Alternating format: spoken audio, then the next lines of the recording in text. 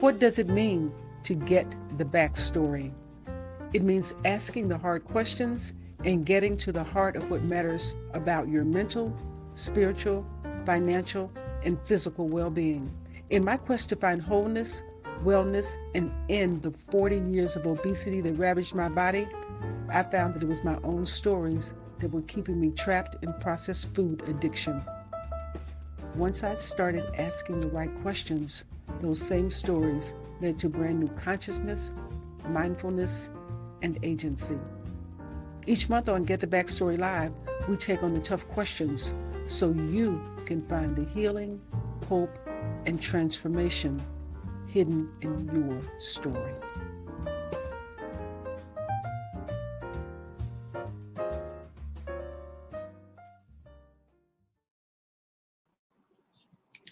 Oh, well, good evening and welcome to Get the Backstory Live. I am your host, Michelle Petties. It is so good to be with you tonight.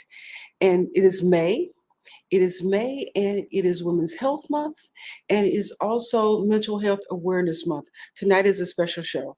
Tonight is a great show. But before we jump into it and I tell you about our amazing guest tonight, I do want to share with you a little bit about what we do on Get the Backstory Live. Get the Backstory Live is a way for you to get information to reclaim your health. And if you have not joined this show before, I want to just tell you a little bit about my journey.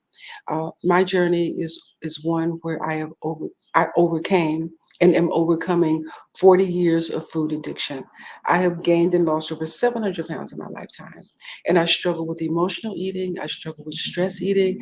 I struggle with yo-yo dieting.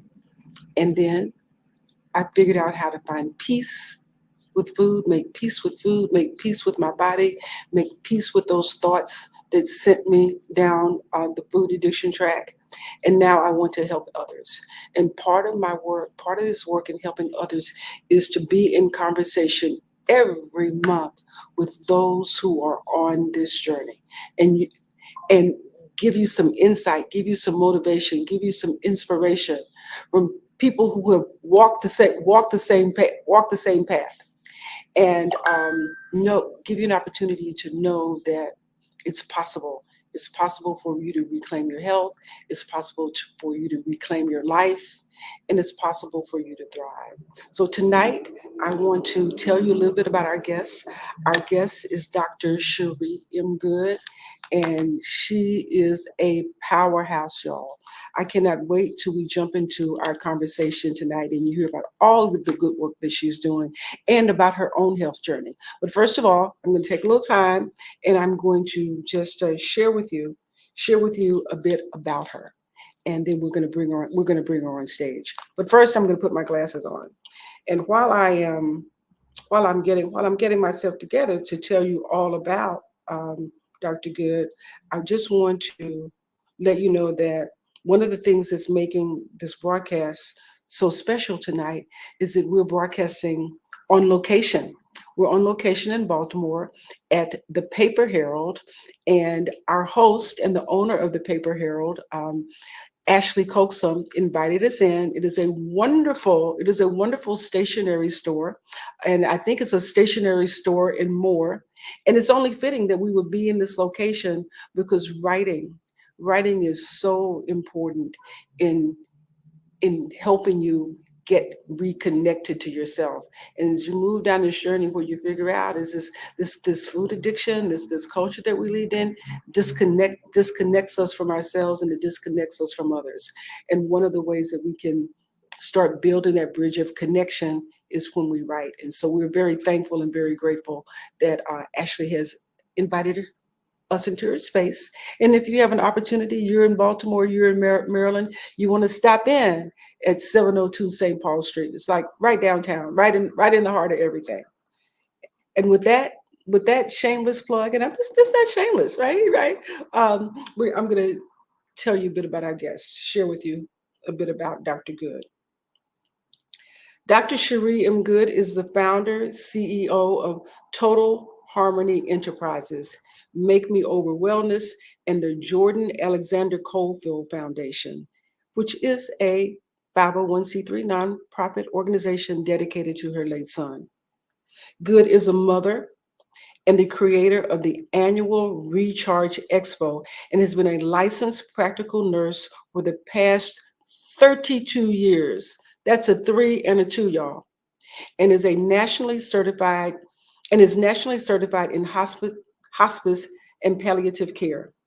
She is a 10-time #1 Amazon best-selling international author. Can we just clap it up for her for that piece right there?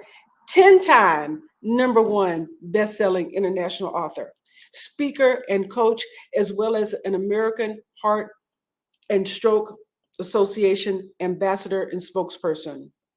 Known as the Recharge Strategist, Goode teaches professional women strategies for self-care to recharge their mental, physical, and emotional batteries for success in life and business. And this is all at the intersection of the month that we're in right now, which is Mental Health Awareness Month, right? And Women's Health Month. So she's the ideal guest for us to be talking to tonight. Dr. Goode has been featured on ABC, Dr. Oz, Wendy Williams, Baltimore TV 25, Society Moms TV, Radio 1, WOLB Radio, the Baltimore Times, SpeakerCon, and has received numerous awards and government citations for her tenacity in business.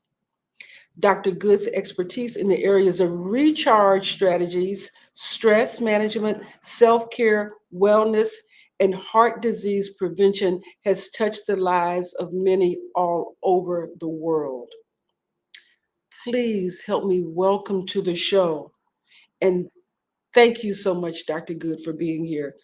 Come on up, come on up on the stage. Come on up on camera so we can clap it up for you. Hello. How are you? Thank you so much for having me. Oh, we're delighted to be in conversation with you. And I want to be mindful of your time. I want to be mindful of our viewers' time, of our listeners' time. And I just want to jump right in. And when I start off the show, I read the script that my able senior producer has provided for me. But I always like for my guests to tell me about the stuff I didn't read. So that's my question. Yeah. Tell me about the backstory around all of that fabulous introduction that we just had for you. Oh my goodness. Well, health and wellness has been my life since I can remember. I used to dress up in kindergarten as a nurse. I always knew I was going to be a nurse from very early on. And so I've been a nurse since I was 17 years old. I'm aging myself right now, but but last month made 33 years. So I have to update my bio, right? So 33 years. I'm also a fraternal twin to Dr. Chere Goode. A lot of people know my twin sister. She's an international speaker. So they call us the twin doctors. Two doctors. Two doctors. That's what I'm talking about. That's right. And then William Goode. How'd that work out, right? That's how twins do it, right? Yes. So we both travel, speak. We both are authors. Never wanted to be an author, believe it or not. That was not on my radar. And just life occurrences made me start writing down to heal. I use writing as a way to heal. How did it start? I mean, how did it start? Because I'm intrigued and by the writing as a way to heal, because one of the things that I do even in my own work is I teach this healing through reading, writing, and storytelling, and can be transformational. Absolutely. So I can remember I was going through a really rough divorce, and my sister, she's the one that inspired me to become an author. She said to me, like, somebody needs to hear your story. You're not the only one out here who is coming out victorious on the other side. You need to write. So I started writing, and she said, now you have to give it a deadline or you're never going to put it out. So my sister really was the one that inspired me. And then I got the bug after that first book. And it was called The Crash That Altered My Life. That was my very first book. The book became a #1 bestseller on the first day that it released. So it let me know that people needed to hear what I had to say. People wanted hope. People wanted to know how you overcome, traumatic situations. And it told me that I had a voice. Yes. And so, in the words of my twin sister, your story is about you, but it ain't for you. Your story is about what now? Your story is about you, but it ain't for you. Oh, For yes, somebody yes, else. Yeah. yes, It's yes. about you, but it's not for you. It is not for you. That Yeah. that reminds me of something that someone asked me when I wrote my book and I was being interviewed, and they asked me about it, and I said I wrote it for myself, but I published it for others. So Yeah. it is that same thing. Exactly. It's that because there's somebody right behind you, right? There's somebody that is waiting to hear your story. Right. That your story is going to help, right? That there's somebody that used to be you, right? Absolutely. Absolutely. And we always think we're on an island by ourselves when we go through things, when in reality, there are a lot of other people that share your same journey or a similar journey to you. So speaking of journeys, and I want to acknowledge all the work that you've done, but I also want to kind of pull back the covers a little bit, go to the backstory, because I know that you have a weight loss journey, and a lot of people turn into this show because that's what they're on that journey themselves. And as we're talking about that, can you share a little bit or share with us about your weight loss journey? Absolutely. So I've always struggled with the up and down weight, especially after having children. That was when the weight kind of came and wouldn't go away. And so I would try different things. I would eat less. I would try to exercise, but I found myself always I didn't have the stick to itness. I would do it for a little while and then drop off and then wonder why I was gaining the weight back. And stress had a lot to do with it as well. So I noticed that when I stopped stressing about it, the weight was coming off effortlessly. And so, and then also getting enough sleep was a big part of my journey. I wasn't getting enough rest. And that's when your body heals. That's when it restores itself when you sleep. And so I started realizing, okay, you're stressing too much and you're not sleeping enough.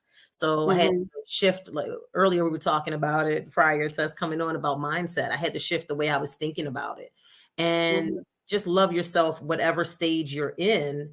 And then you'll start to embrace the journey even more without a lot of force. When you try to force things, they don't work. So yes, do things differently. I had to change up my eating habits and start to listen to my body.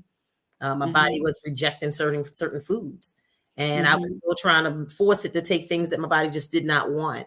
And so when I started really listening to my body and paying attention, okay, when you eat this piece of meat, you have horrific stomach pains. Oh, when you eat this, you feel like you want to vomit. So I started cutting things out of my diet that my body said I don't want. And when I did that, I've lost over 60 pounds now in my journey. Yeah. Wow.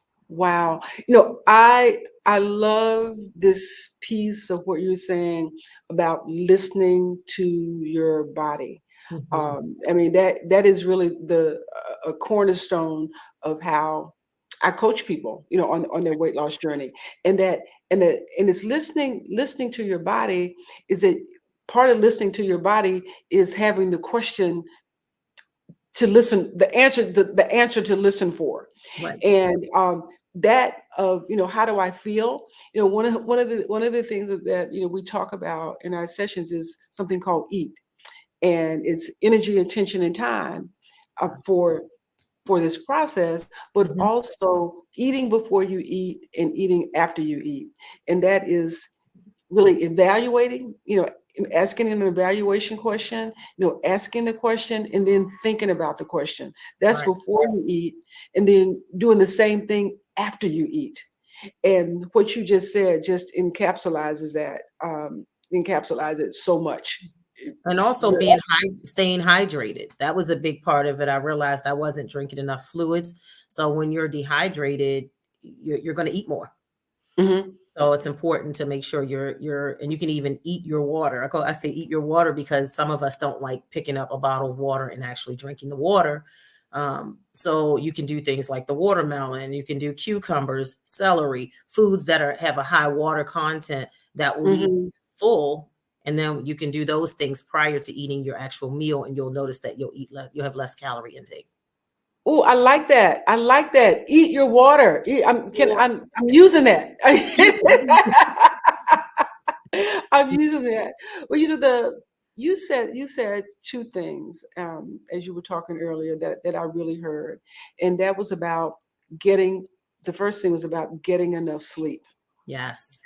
And how the body heals when you're asleep. And if we're struggling with our weight, if we're struggling with food addiction, like I did for so many years with obesity, those things are diseases. Yes. Right. And one of the way that we heal disease is with rest and sleep. Absolutely. But Dr. Goode, it is hard, I think, in this culture, this sort of glamorizes,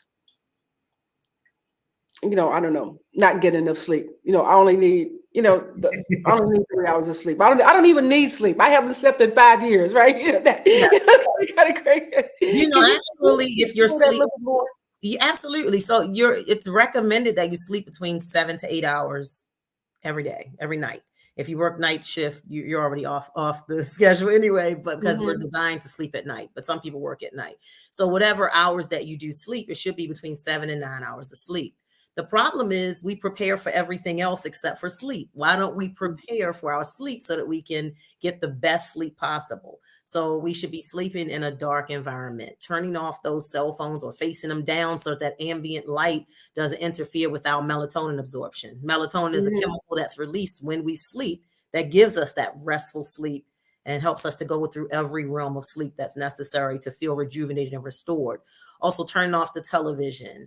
You can do things like putting the ceiling fan on, having a cool, dark environment. You can even wear the mask on your face if you feel like you need it to be darker. I like blackout curtains because any light at all is going to interfere with your sleep. Making sure you have pillows that are not too big or not too small, where your neck is in a comfortable position.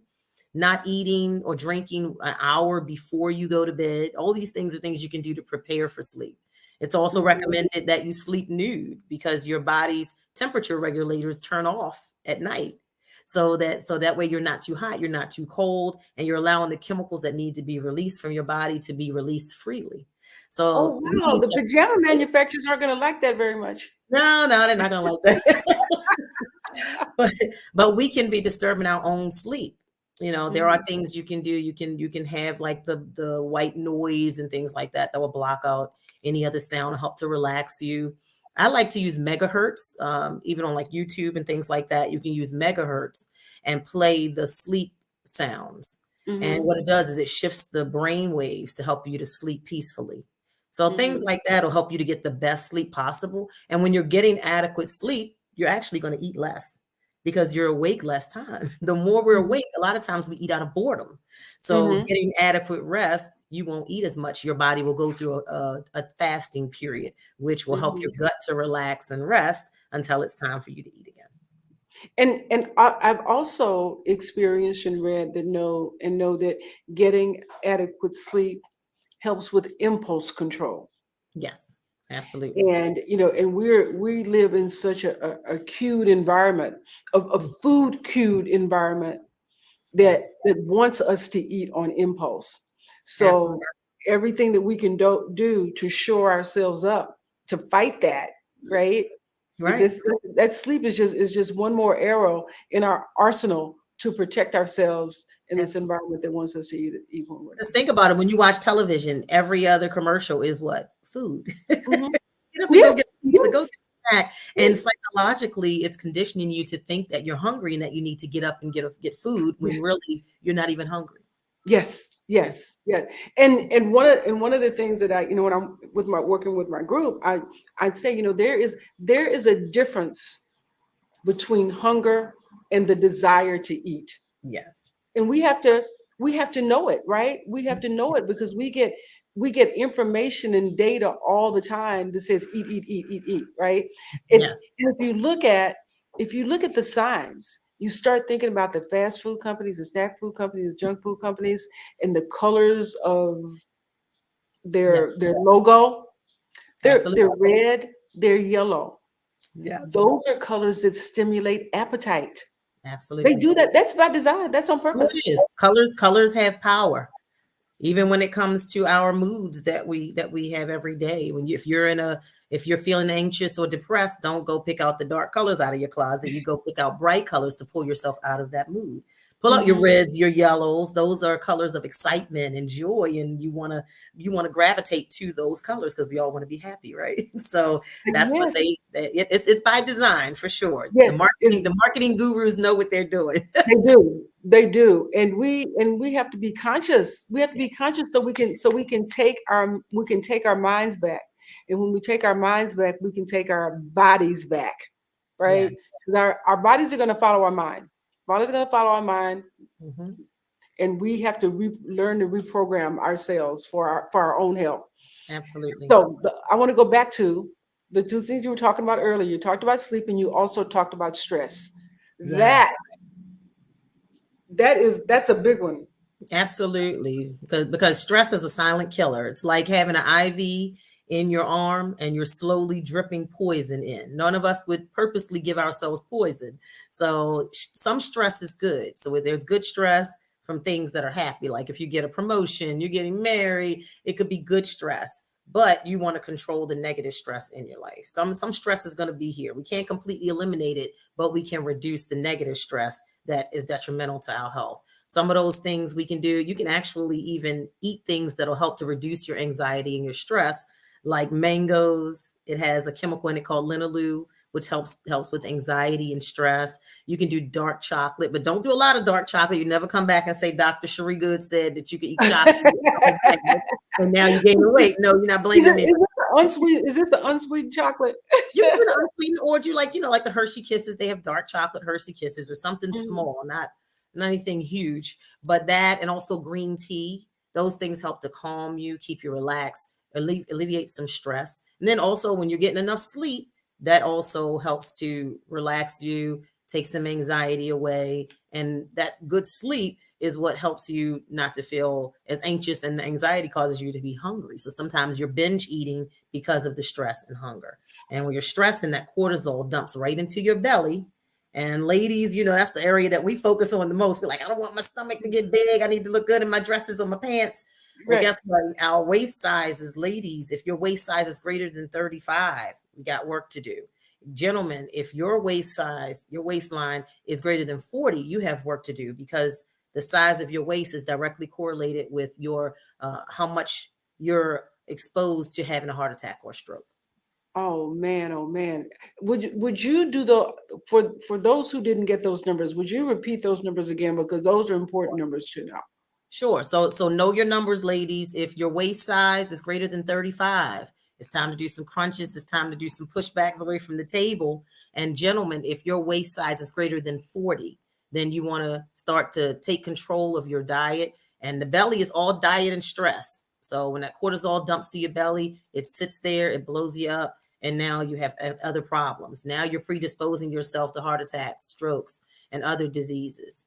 So we have to take control, know your numbers, not only your waistline, but your blood sugar, your blood pressure, your cholesterol levels. All those numbers are important numbers to help keep you to keep you healthy.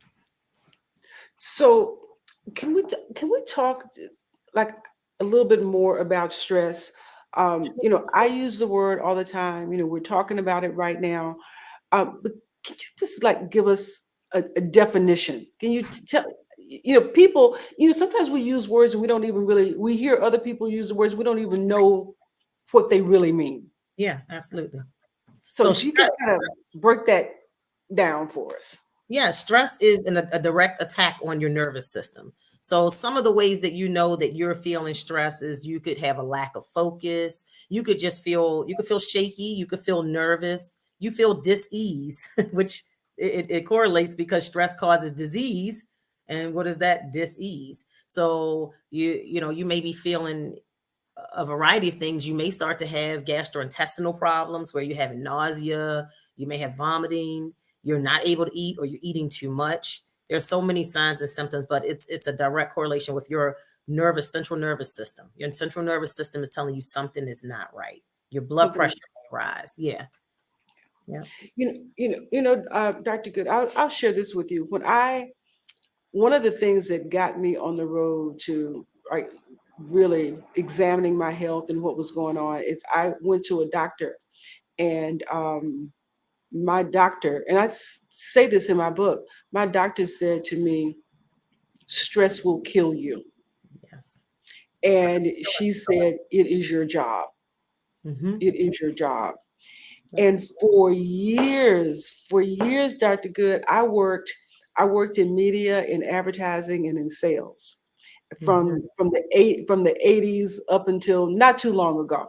And I worked on 100% commission. So if I didn't kill something, I didn't eat anything, right? Yeah. And I remember having conversations with people, and they would find out that I worked on 100% commission, and they would say to me, "Oh my God, that must be so stressful." Right. And my response was, "Oh, my job is not stressful." Because, and here's the thing, it's because I loved it. It Right. was so much fun. I had so much fun on it. And I was stressed and didn't even realize it. Absolutely. And what I now realize, like in, hindsight is 2020, looking back, is that I was incredibly stressed, but I never felt it because I was eating my way through it. Ah. I was an outside salesperson. I was at gas stations, you know, Mhm. almost every day. Right, Yeah. almost every day. I was going to appointments. I was in traffic. This was before we had computers. I mean, like we have now. So Right. my presentations were on paper. Do I have all the sheets to my presentation? Is my appointment going to be late? Am I going to meet my quota? Are they going to say no? Are they going to say yes? Is this person going to hit me? I was navigating all of that, and people would say, "You must be so stressed," and I would say, "No," because every time I went to the gas station, I would buy 5 bags of potato chips. You were stressed. But I didn't connect them. Yeah. I didn't feel it. I Right. didn't feel it. I didn't connect it. I didn't even know it. I Right. didn't. And That's why they call it the silent killer. yes, Because by the time you realize you're stressed, it's too late. You're already feeling the symptoms. You're already having the health effects from the stress. So that's why they call it the silent killer. You sometimes you don't even know that you're even stressing. right. So that's why self-care is so important. You have to have self-care routine, not just an annual vacation, not just, oh, I got a massage once a month. It's a daily regimen that you have to have for yourself to stay at your optimal health. So I'm so glad you said that. Let's talk about self-care. Let's talk about let's talk about what the self is, Yes. right? The real definition of the self, and what the real definition of care is. Okay. Because I've had some heated discussions with people about a manicure being self-care or a pedicure being self-care. I'm not. That's self-maintenance. That's Thank you. Y'all heard it. The doctor said it. Now maybe you'll believe it. You don't believe me. Yeah, that's hygiene. Nails, hair, all that good stuff. That And it's nice. It feels good, but that's self-maintenance. Self-care is really what is your roadmap to stay well. And everybody's self-care roadmap looks different. What self-care for me is totally different than what you may consider self-care. We may have some similarities of things that we do, but my roadmap, what I need for myself and what you need for yourself may be two totally different things. It's a 3-part puzzle: mind, body, and spirit.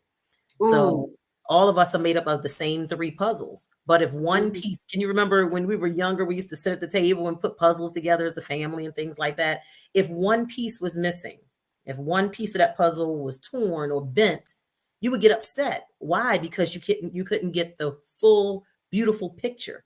Well, the same thing with you. If mentally, physically, emotionally, spiritually, you're not complete and you're not honing in on every single part of you and what you need, we don't get to see the beautiful picture of who you truly are.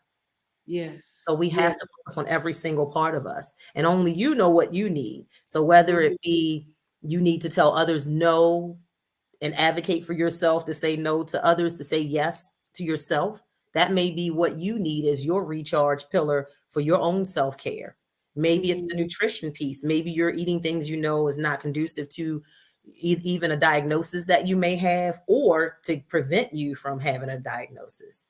Then there's some of us who need more help with movement. Are you exercising? Are you keeping your blood flowing? Are you making your heart rate go up on a consistent basis?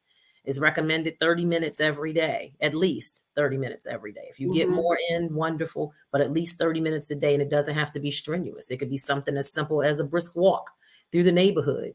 I know my dog loves it outside, so he forces me to go outside now, because as soon as the door opens, he's jetting out the door, and I'm like, wait, so I'm chasing after him. But that's one of the other pillars of self-care. 2 more, 4 or 5, relaxation and meditation. Sometimes we just need to sit still.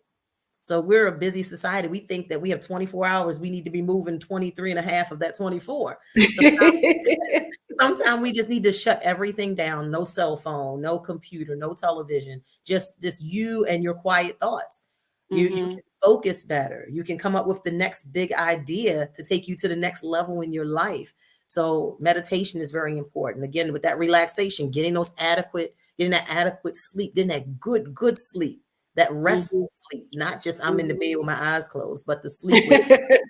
Oh, it felt like I just laid down and now it's time to get up, and you don't remember anything in between. That's restful sleep. And then healing and forgiveness. I always use the saying that it's up to you how long you let what hurt you haunt you. So it's stressful to hold on to things that hurt you, but it's up to you how long you let what hurt you haunt you. And my motto is, if it's not going to matter 5 years down the line, I'm not going to waste 5 minutes on it. Whoa. And we'll talk about the story that got me to that point, about how I got to that point where if it's not going to matter 5 years down the line, I'm not wasting 5 minutes on it. And then after you do all that work and you perform that self-care, you do those 8 recharge pillars of self-care, then it's time to celebrate. We don't celebrate where we were to where we are now. And so many of us are overcoming things. We've healed from things. We've made changes in our life. We've released weight that we wanted to release. We're now on a new health journey. We're living our best lives, giving our best selves to ourselves and the world. So we have to celebrate those things. And not just once a year or just on your birthday. Celebrate the small accomplishments every day. First of all, you got to celebrate you woke up every day, right? Right. Yes. Woo, yes. Yes. So celebrate yourself often. Don't wait for someone else to celebrate you. Celebrate yourself. Oh, I love that, the notion of celebrating yourself, right? Because we're so busy. Yeah.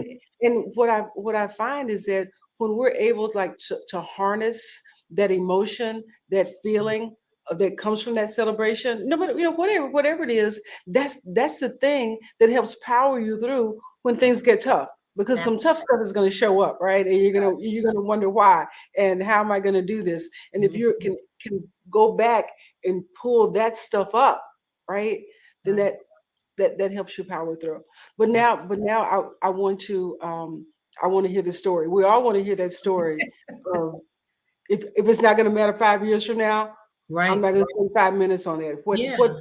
How did that develop? That developed in August of 2020, August 22nd of 2020. I lost my youngest son, Jordan Alexander Cofield, in a tragic motorcycle crash. Jordan was only 20 years old. He was my baby boy. I only have 2 sons, Joshua and Jordan. And so life gut punched me. Like literally, I felt like life was going well. And just when you think things are going really well, that's when life gut punches you. And that was definitely a gut punch that knocked me to the ground, literally, emotionally, physically, everything. And I can remember going to the accident scene and seeing his lifeless body on the road. And I tell you, when you go through something traumatic like that, you never know how your mind or your body is going to respond. So I can recall going through periods of amnesia where I had post-traumatic amnesia. I couldn't remember things. You could tell me, here's your cup right here. And I would come right back to you and say, where's my cup? Like literally right now, it was short-term memory loss. And that came from just experiencing that, seeing his lifeless body on the road. Jordan was a superstar. He was the starting wide receiver for Morgan State University. He was a track star with HBCUs. He was headed to the NFL. He had a bright future ahead of him. And so for his life to be snubbed from him so young, it traumatized our entire family. Because we had such high hopes for Jordan and his dreams were coming to reality. And whenever you have a loss or a trauma that huge, you have to take a step back and really, really focus on you and think about what self-care you were doing prior to something traumatic happening. And that's why I say it's not about a monthly massage or getting your nails or your hair done or going on a vacation annually. It's about what are you doing to store up security for yourself so when you go through life's gut punches that you can sustain mentally, physically. I didn't want to eat. I wasn't in control of the memory loss, but when you're going through the loss of a child, you feel like you're losing your mind. And I can remember praying that prayer every day. God, just please protect my mind, because you think you're going crazy because you have this wave of emotions and you're going up and down, up and down. And so first there was weight loss because I wasn't eating and I was depressed. And then it turned back around and the weight came back on as I began to heal. And I was having anxiety and I was eating out of stress. And so depending on what journey you are in your life dictates your weight and also how you respond to gaining or losing that weight. So that tragedy in my life made me think about the fact that, hey, if it's not going to matter 5 minutes, if it's not going to matter 5 years down the line, don't waste 5 minutes on it, because I just seen my son 12 hours prior to him to me getting the call that he was gone. Oh, and my so goodness. life can just happen in an instant and be taken away from you. So why waste it on things that really have no substance in your life? Yes. Yeah. And it does let you see and feel how precious it is. And I want to say here that Tanya Christina has a comment here that we can take a look at. One day it hit me that weight is a homophone with the word wait. I'm sorry, I don't know what homophone is. It sounds the same. It's spelled. It sounds the same, but not spelled differently. Weight should also be thought of as wait. Don't keep eating. Yeah, I like yeah, that. yeah. Wait. I have a book out called "Release the Weight Without the Weight," and I played on those words. That's why I'm laughing. Yeah. Release the weight without the weight, and there was a intermittent guide to a quick guide to sugarless living and intermittent fasting. So I wrote it with another nurse, Delana Watkins, and I wrote that book together. She focused on cutting sugar as a way of releasing weight, and I focused on intermittent fasting, which is a way of life for me. Got it. And there's so many tools out here for us to reclaim our lives. And when I think about, those behaviors, I think about how I use it in conjunction with my work, which is let's do the mental work. So when you do the mental work, when you work on the belief system, it allows you to stick to the intermittent fasting. It allows you to release the sugar, because so many times people know what to do. They may even know how to do it, but there's that place in the middle where they get stuck. Right? Where they get stuck, even though you know logically what to do, but you haven't done the work to be able to release it. And so often what happens, not even so often what happens is that we gain the weight in our minds first before it ever shows up in our bodies. And so we have to do the mental work. When we release it in our bodies, in our minds, when we release it in our minds, then we can release it in our bodies. When we release it in our minds, then we can stick to the intermittent fasting. Then we can release the sugar. Then we can pick whatever plan that we want to go on, because it's no longer wrapped up in what's going on in our thoughts. We psych ourselves up to think, oh, this is going to be too hard, or I won't be able to do this workout, or I won't be able to quit sugar for 7 or 8 days. I won't be able to stop sugar. I can't do that. And words have power. So we have to speak life to ourselves, and we have to tell us, I can do anything that I set my mind to, I can accomplish. And then talk positively to yourself every day. Yes. That positive self-talk is it's so powerful, Dr. Goode. But sometimes we have to we have to learn how to recognize the negative, Yes. right? Yeah. When we'll say things that are negative, and we might not even realize that they're negative. So it's just this real awareness and consciousness Yes. that is that we always have to like dig into. Yes. And I don't mean like dig into in a hard kind of way, but just it's like an up leveling of how we think about things. And an acknowledgement of it, for every time we say or think something negative, we need to replace it quickly with a positive thought or a positive affirmation so that we can get that negativity out of our system. We live in such a negative society. It's very easy to adopt negativity. I just came back from vacation. So even something like the heat, it was very, very hot. I missed that last thing you said. You came back from vacation and what now? I said, and even while I was on vacation, I kept saying, "Oh, it's so hot. It's so hot." And the more I said it's so hot, I felt like the hotter I got. And so my boyfriend was with me. He's like, I try not to focus on it. And that was his little reminder, like, you being negative about the heat. And so right. you know what, after I like checked myself, it was like it wasn't as hot. So sometimes we psych ourselves up to make things worse than what they are. So the part about being negative, it was like, oh, it's so hot, it's so hot. I was focusing on being hot, so hot that I made myself even warmer instead of saying, I'm not focusing on it and just laying there relaxing and enjoying the moment to cool off. So we do the same things in every area of our life, whether it be food, whether it be exercise. We always make things bigger than what they actually are. So that things bigger than what they actually are. So tell me if you have noticed this in your work. And here's one thing that I've noticed. I may be working with someone and they'll have a win. And maybe what the win is they went for a walk that week. And what I will hear is, well, I only went for a walk. All I did was go for a walk. Whereas before it was nothing, but now we've gone for a walk. All I did was go. So it's like minimizing this thing. That lack of celebration. Celebrate and so what I'll hear is, well, all I did was go for a walk. And then the next week, if they don't go for a walk, what I hear is, oh, I didn't walk. I mean, it's like this whole tirade against themselves. So it's like it's a flipping of the script.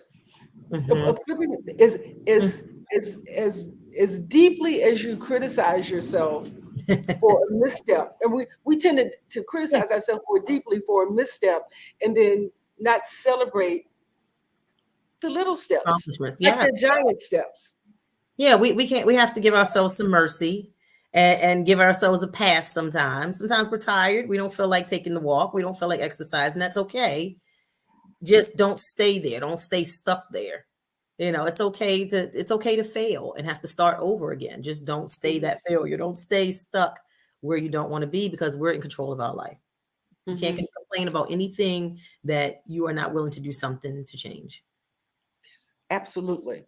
So speaking of change, we were talking about self-care, and I want to go back to that self-care, and I want to talk about, or I want you to talk about, really, if you will, this balance between self-care and what people might think of as selfishness. Okay. And that sometimes I feel like that is so hard for women. I think it's especially hard for Black women. Yes. To prioritize. You go on an airplane. What do they say? Put your own mask on, then put your baby's mask on, right? Take care of yourself so you can take care of somebody else. But that seems like that is just some really tough tough terrain to navigate. Absolutely. I like to think about it, a coffee cup. If that cup is empty, you can't offer me any coffee. So if your cup is empty, you have nothing to give me. So why not fill your cup so that you can give of your overflow to others? But I find that especially with mothers, everybody's okay except us. We take care of everybody else except for ourselves. The kids are okay. but then we're the ones that's left depleted. But women are the glue to everything. We're the glue to businesses, our families. So it's important that we stay on full. You have to refill your own tank first before you can give gas to others or give coffee to others. So it's very imperative. It's not selfishness to take care of you. It's selfish only if you are not taking care of yourself and now your family has to take care of you because you've neglected your health. So which way would you rather have it? Would you have your family sacrifice a little bit of time that you give to yourself now so that you can stay healthy and whole? Or would you rather have your family sitting at your bedside in the hospital because now your health is failing because you've allowed that stress to silently kill you? Oh, that's the picture right there, right? And so I read something today about the joy. It was something like the joy of discipline in the short term. Yes. And it was positioned against the pain of not having the impact of the pain of the impact of not having the discipline in the future. Absolutely. So it was that kind of thing. Yes, your family would much rather have you take an hour or two, however often, whatever you need to take care of you to be whole mentally, physically, emotionally, spiritually, than to have to come and visit you outside of the home and visit you in a facility or, God forbid, at the gravesite. So that's how serious it is, because if you're not taking care of yourself, someone else will be taking care of you later. Yeah. So what I got from that was self-care is serious. Absolutely. It's a necessity. It's not an option. Not necessity, not an option. Necessity, right? not an option. If we were on a Zoom call, I'd say, somebody put that in the chat. Put that in the chat.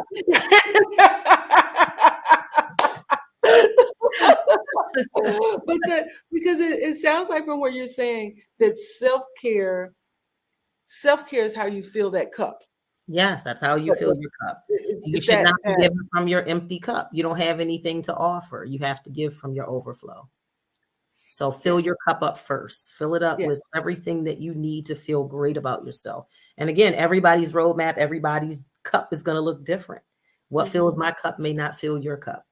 So all of us are wired differently. So whatever it is that you need, I may need to work on mental. You may need to work on physical. So whatever you need the most is what you want to focus on the most. And then the other things you just continue to nourish and feed. But that thing, that piece of that puzzle that's missing, bent or torn, that's the piece that you want to repair immediately. So your picture. So that you can see the beautiful picture of who you really are and feel whole. So you got that beautiful picture. That beautiful picture. And the other thing that I'm really appreciating of what you're saying about self-care is that there are areas of self-care. For so long I thought just self-care was just this broad topic, but there's self-care, there's personal self, there's physical self-care, there's mental self-care, there's emotional self-care, there's self-care at work, right? Career self-care. So it's spiritual self-care. What's your relationship with a higher source, if you believe in a higher source? So there are so many different levels. And if we're really focusing on taking care of ourselves, there's really no time for negativity. There's really no time for distractions if you're really taking care of yourself the way that you should. So tell me more about your work, Dr. Goode. I mean, I read your resume, right? But it sounds like you have a number of different ways that you work with people, or that people can work with you and get the benefit of your support, of your advice, of your insight, of your knowledge, your experience, your strategies, your all that about you. So can you share how you support people in the ways that they can work with you? Absolutely. So my written work, we've already talked about, 10-time best-selling international author. You can either find my books on my website, or you can go on Amazon and find the books. Also, I do public speaking. So any organization that would like to have a speaker to talk about mental health or health and wellness or recharging, I've been dubbed the recharge strategist. And so I get invited out often to speak to organizations, private groups, women's groups, wherever they want me, I'll go. And then also I have a self-care space called Make Me Over Wellness, where I actually support women and men in their journeys for self-care. I do massage, I do body contouring work as well. So body wraps and things like that to help people along their journey to release the weight. And then also they can, if they want one-on-one support, they would just need to contact me through the website. There is a contact form on my website. And there's actually a free quiz on my website for anyone who wants to go to totalharmonyenterprises.com. And you can do an assessment of where you are in your self-care journey. It gives you a score and tells you what you need to do. So I encourage everybody to go on there and take that free quiz on my website. Okay, so what are some of the quiz questions? Like, let us, give us. Well, some of the quiz questions just asked about your, like, when was the last time that you had like a moment of stillness, and then you rate yourself. When was the last time that you maybe exercised? It asks simple questions, but you score yourself on each question, and then it comes up with a calculated score for you, and then it tells you, okay, you need to do this, or maybe you'll benefit from this, or hey, you need to contact me immediately. Like, we need to work because we want to get that stress down, down to the minimum. Right. Danger, Will Robinson. Danger. Yeah, you're in danger. You need to call me. Call me right now. So I do case by case one-on-ones. It just depends. We have a discovery call to see if our synergy, because we have to protect our energy as well. When we're speakers and we're public servants, we have to still protect our energy. So we would do a discovery call and see if it's a good fit. If it's a good fit, then we can design a program for you. Also, as far as in the community, I have a nonprofit organization, the Jordan Alexander Cofield Foundation, which is dedicated to my late son, Jordan, who we talked about, that passed away. And what the organization does is we give scholarships to student athletes going to HBCUs. So our most recent scholarship that we gave out was to a young lady going to Spelman. So we were able to award her scholarship funds in August. So our gala is coming up. We do an annual Black and Gold gala because everything Jordan touched turned to gold. And so wow, Black and Gold. And this year we need the details on the gala, Dr. Absolutely, absolutely. It's all over my social media page. You can reach me on my social media page, Dr. Chere M. Goode, on Facebook, on Instagram, Chere M. Goode. I'm easy to find. Very easy to find. Okay. If anybody's after me, they can find me. And so that's going to be in August 24th of 2020. And we do community service as well. We adopted a roadway in Jordan's name in Owings Mills, and we clean it 4 times a year. So our next cleaning is coming up on the 25th, I believe it is, of this month. So we'll be out there. It takes us an hour to clean the roadways. So we're very active in the community. If anyone wants to join our initiatives, we welcome you. If you would like to work with me personally on your self-care journey, I welcome you. And so Michelle, I appreciate you so much for having me today. I really am appreciative to you and Miss Wanda Watts for referring me. Yes. I was like so delighted, with this conversation. Yes. But before we're coming to the end of our time, but we still have a little bit of time. Okay. If you could come up with, all right, here's some advice I have for you. For anybody that's listening right now that is looking to, you need to get started on the wellness journey. There's some things that you need to take care of, that you need to address. Yes. Can you offer up here's some quick tips just to get you started? Because sometimes people just need to get started. Okay. We just need something to kick us up. So the first thing I would say is, don't take life for granted and think that you have until tomorrow to start. So my first piece of advice would be, don't take life for granted. Start immediately. Small steps have huge impact. So whether it's walking for 5 minutes and you build up to that 30 minutes, whether it's, hey, I did some crunches in the living room, celebrate every small accomplishment that you make every single day. Nobody is judging you. It's your self-care journey. Just do something. Just move your body. It doesn't have to be lifting heavy weights. Don't compare your journey to someone else's. That's my advice. Oh, that is Stay hydrated. Stay hydrated. No, that is all such important advice. It's great advice. I mean, it is start. You're right. It is not too late, right? So wherever you are, it is not too late, and now is the time. Like just right now is the time. Because quite frankly, just because you bite into a piece of pizza doesn't mean you have to finish it. That's Right? Just because you bought a piece of pie. Michelle, you must know that's my favorite food. That's my weakness. I love pizza, Michelle. That's my weakness. I love pizza. So we have time. We have time, Dr. Good. So I'll tell you my pizza. The pizza was the thing that was one of the straws that broke the back of this camel, right? And and I write about this in my book. I found myself at a business conference, and I must have downed 5 pieces of pizza in about 5 minutes. And that's way too much pizza in way too short a period of time. And I was horrified. I was horrified because I thought I had stuff under control.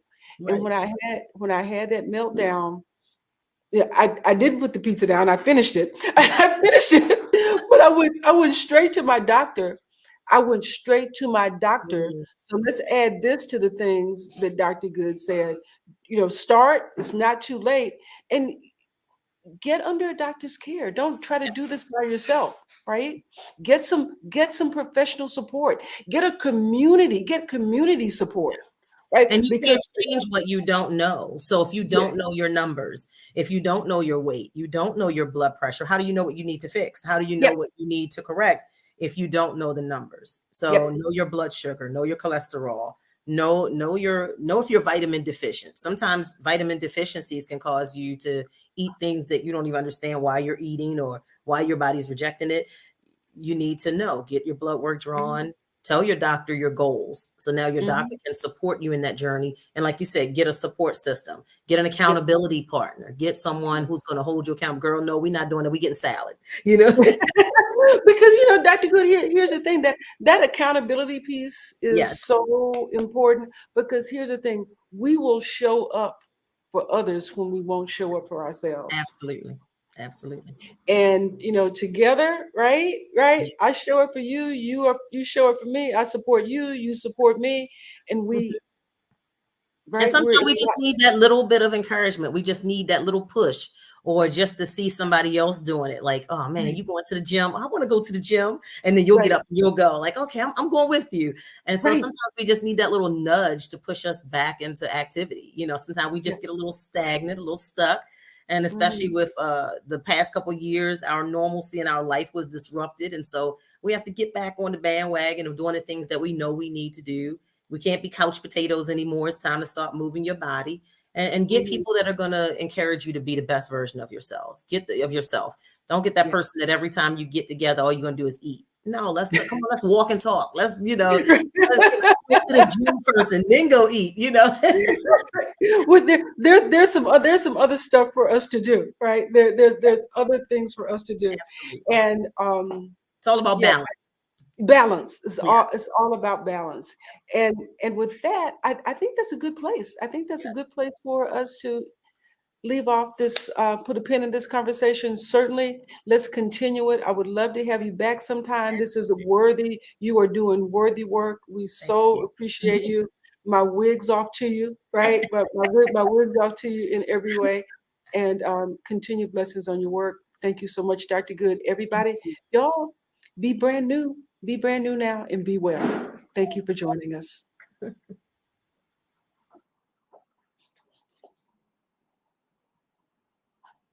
What does it mean to get the backstory? It means asking the hard questions and getting to the heart of what matters about your mental, spiritual, financial, and physical well-being. In my quest to find wholeness, wellness, and end the 40 years of obesity that ravaged my body, I found that it was my own stories that were keeping me trapped in processed food addiction. Once I started asking the right questions, those same stories led to brand new consciousness, mindfulness, and agency. Each month on Get the Backstory Live, we take on the tough questions so you can find the healing, hope, and transformation hidden in your story.